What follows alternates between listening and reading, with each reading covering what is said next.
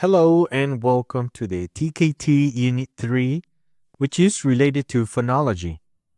So today we are going to understand the principles of phonology and how to use them in the TKT test.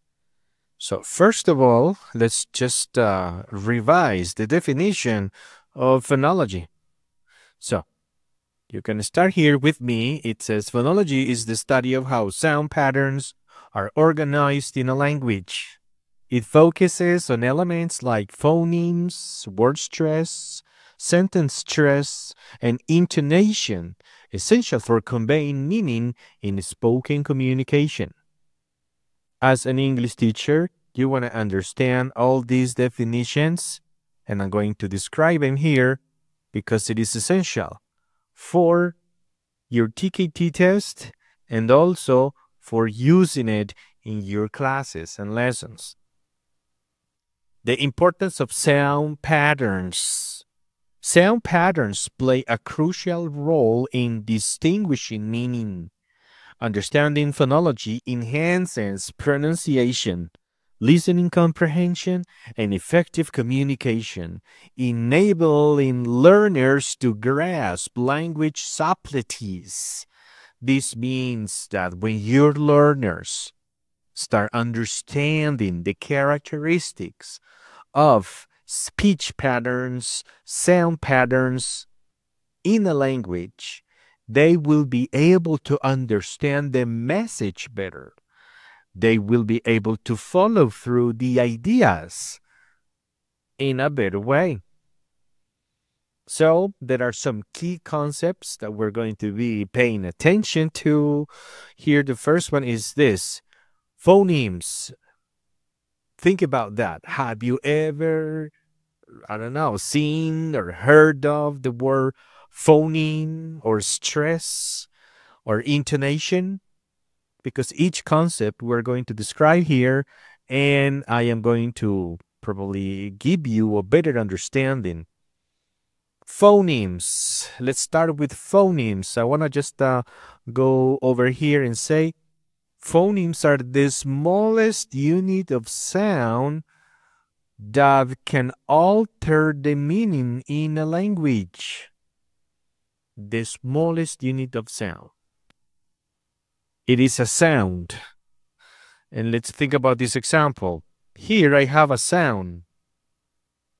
I want to make this sound for you. That's the sound. A simple sound. And what can it represent? We can say that, for instance, it can be used to describe pluralization. If I say books instead of book, I'm talking about plenty, many, or plural in books. And then the person is going to understand the concept of pluralization only by making the sound s in phonemes. So a phoneme is the smallest unit of sound. I'm going to give you some examples here. We can think about words such as, let's say, this one. This one is just pronounced ba, ba, ba, and that is a phoneme. Or this one, which is pronounced just like that, and that is another phoneme. So this is crucial in understanding the definition of a phoneme in your exam. After understanding phonemes, I would like you to pay attention to the symbols and their significance. Meaning there is something called IPA chart that we're going to be studying later individually. And this IPA chart is going to give you the pronunciation of all the phonemes. In this case, for instance, it's pronounced E with an extension, E, because of this colon or 2 points or periods here. This is another phoneme, which we can pronounce like A. And this one, which is, that would be the way of making these sounds. So the symbols are different for each sound, and you are going to try to understand them so you can apply them when you transcribe a word, which is what I am about to do. Then we can think of some examples of phonemic transcription. The phonemic transcription in here is going to give me the meaning. I have this word, for instance, beautiful. So I'm going to just write here. This is how you write the word beautiful. But what about its phonemic transcription? We can start by just try to understand that this indicates pronunciation and that this sign indicates word stress, meaning I'm going to use these sounds. Ba, ya. And then I'm going to say you. So here I have the first syllable in which I say view, view, view. Then I have ta, e, beauty, and then f or f, and then o, which is this schwa, and o, and l, I would say, to represent the word beautiful. This one tells me that the stress is in the first syllable, beautiful.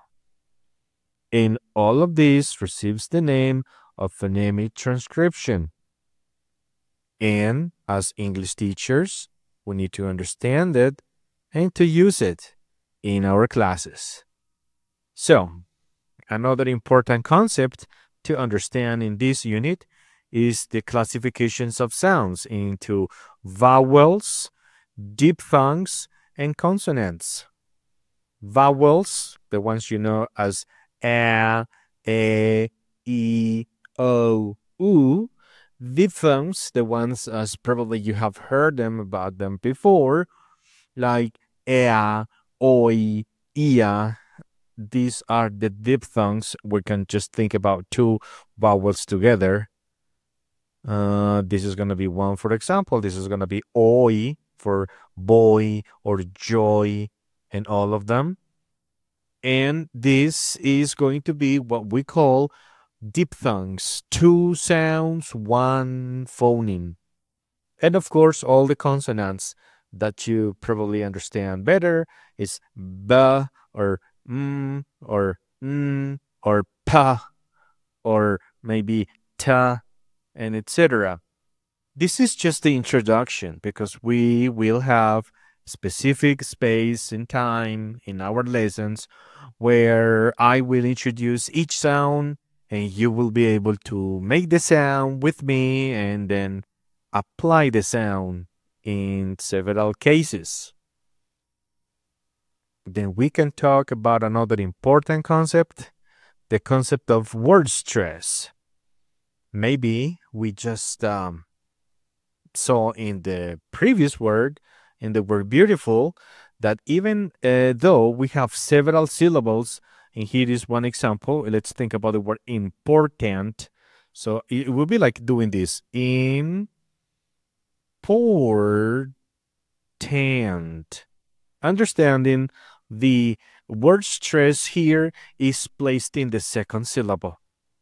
Important. And it is an important topic to take into account because by doing it, learners are going to differentiate their learning from their first language to the learning in the second language based on word stress. For example, let's think about the word. And probably this is a suffix that you may remember very well. And it may have, let's say, meaning in Spanish but by this ending. But what about the word stress? For the word stress, I'm going to give you the same word in the two languages. I have this word, for example, and then I'm going to divide it into syllables. And this is going to be the one. And the same word in Spanish, I'm going to write down here. Maybe here is better. So I have the same word. But what happens? In English, for instance, the stress is placed before the suffix. So we say competition. In Spanish, the stress is placed in the same suffix. So we would say competición, not competición. By understanding the concept of word stress, we as teachers can differentiate and teach it better to our learners. Word stress means the sentence, in this case one word, divided into syllables, and stressing the syllable which is the right one according to the language. Now, we're going to study sentence stress. Sentence stress means understanding the meaning of one word and emphasizing the word in the sentence. For example, I'm going to just say this. I'm going to say this here. I like eggs. So, if I stress the first word, it would be like, I like eggs. Not you, not her, not everyone else, just me. So I want to stress the sentence and the word I. And I say, maybe you don't like eggs, but I like eggs. By doing it, I am emphasizing it. Then I can also choose to probably stress the verb. And I can say, maybe you don't like eggs, but I like eggs. I like eggs. If I say I like eggs, it means I am stressing the verb like. Then I can also stress the word eggs and say, listen, you like potatoes, but I like eggs. I don't like potatoes. So if I say I like eggs, it means I am emphasizing this word and I am stressing it. If I stress the word, it means I am conveying meaning. I am explaining something through my pronunciation, and that would be the concept of sentence stress dynamics. Just remember, it's the word you want to emphasize in the sentence to clarify meaning. Then we're going to go over another very important concept, and probably this is the one. Contrasting. Understanding contrastive stress means you want to play and probably put some stress in the word based on the meaning you want to convey. For example, here, the girl ran to the sea. So that means I wanted to emphasize that she did not walk. I wanted to emphasize that she ran, and I didn't want to emphasize that she ran to the park. No, she ran to the sea.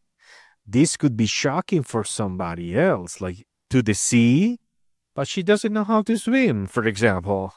To the sea, but it can be dangerous for her.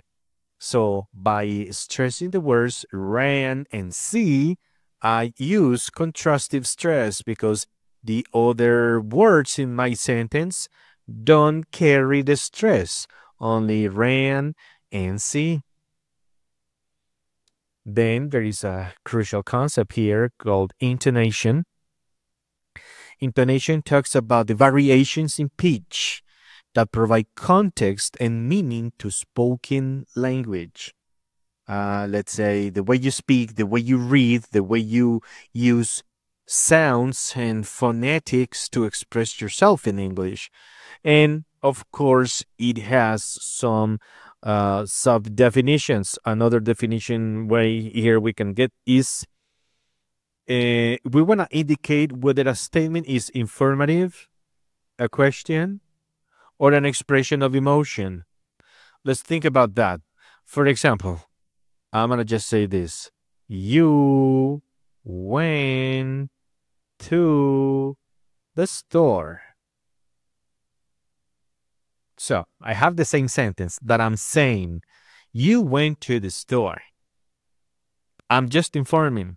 You went to the store. If I want to raise it like a question, my intonation has to change. For example, you went to the store? When? Or emotions like, you went to the store. Unbelievable. You did it. So by understanding these concepts, intonation can be placed and explained for us as teachers and for our students in the classroom.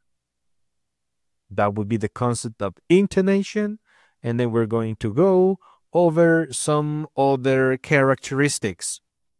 In speech patterns, we can also have features of connected speech, some characteristics of spoken English. And probably you know some. We can talk about contractions, for example, vowel shortening, weak forms, and linking. So, contractions. This is probably something everyone knows about. I can say, I am a good person, or I'm a good person, and I am contracting this sentence. Vowel shortening. Sometimes you shorten the vowel of a word or a sentence when you read it, and then by doing it, you even change the way. For instance, let's think about what example here. An example here is going to be, for example, when we use one vowel, for instance, this is going to be one vowel and another vowel. So if you have two vowels, you necessarily need to add a third sound. I'm going to just try to add this sound, which is the sound wa, and I'm going to give you an example here. I have this expression, go away, go away. But then I can either shorten or modify the meaning of these two by adding this one and pronounce go away, instead of go away. This is a feature of connected speech, which has to do with linking, and it also has to do with modifying go wa instead of go, and then it is all we can explain for now. The concept of linking to bring two or more words together. Vowel shortening when you have an expression. For example, let's think about an ending. I'm going to give you an ending here. Think about the ending shen that we just talked about. I have two vowels in my spelling of the word, but when you are going to pronounce it, you just reduce it to shin, shin. These two words are shortened or reduced to shin, a schwa sound. So this is going to be the way we understand the concept, because the way you pronounce words in English is not necessarily the same as you spell them or write them down. Having understood this concept, we're going to then go to the idea of the importance of listening before speaking. It is just a normal stage in students' language development. I would say that listening is really important. Students go through something called the silent period, where they try to assimilate all the ideas they can listen to, and after some time and processing, internal processing from the students, they start speaking. It happens in the acquisition of the first language, Spanish or whatever is your first language, and the acquisition of the second language, in this case, English. So listening brings like a high importance in the method of developing speaking skills. It says listening plays a crucial role in language acquisition, allowing learners to internalize the sound patterns, intonation, and stress before attempting to produce them. They first listen and understand. They somehow perceive the features of intonation, word stress, sentence stress, and after that, they start reproducing them. They start copying them, and then they start making them.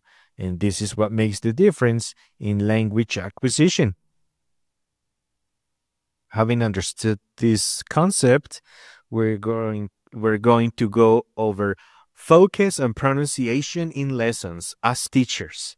So, regular attention to pronunciation is vital in language instruction. This involves modeling accurate sounds. Students are going to listen to you. Students are going to pay attention to how you pronounce the sounds so they can pronounce their sounds. You are the model. You are the person they refer to. They will listen to you. They will pay attention to the way you put your lips and, let's say, tongue and teeth. They will pay attention. They will try to mimic you. They will try to make the same sounds as you do. So, it says engaging learners in activities targeting word and sentence stress to reinforce phonological awareness. You can think about using many strategies with the intention of explaining your learners these concepts of phonology and phonetics and apply them in their language learning process. Another important key aspect here is to use the phonemic charts in teaching, the ones we're going to learn in our lesson, the IPA chart or the North American Standard Chart. It's important for you to have it, have a copy in your classroom, and every time a student makes a sound that is not actually the accurate sound, the appropriate sound, you bring the student to the chart and you try to explain this to your student. This is the sound we make in this word. Listen and repeat after me. So this is an important aspect. And then introducing these phonemic symbols is important if you introduce them gradually. You don't want to overwhelm the students, overwhelming them at the very beginning, because it is hard for them to adapt to those many sounds. So you want to do that gradually, constantly, and students are going to be picking it up as time passes by. And this is all for now. This is all related again to TKT Unit 3. This is part of the course you will get at EnglishGain.com. And I hope to see you to continue practicing these concepts and these ideas. Bye-bye.